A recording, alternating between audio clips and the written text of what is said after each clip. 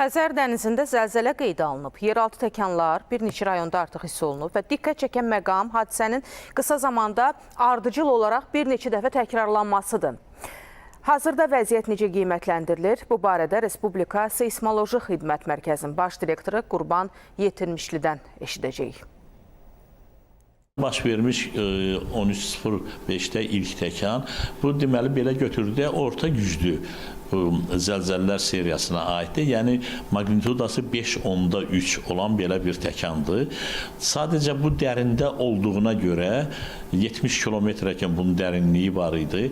Bu Xəzəryanı yaşayış məntəqələrinin çoxlarında 3-4 bal hiss olunub. Bu qorxulu bir şey deyil. 40-dan çox təkanlar gedib. Hər bir təkanda da istər-istəməz o gərginlik vəziyyətində olub. O toplanan enerjinin boşalması gedir.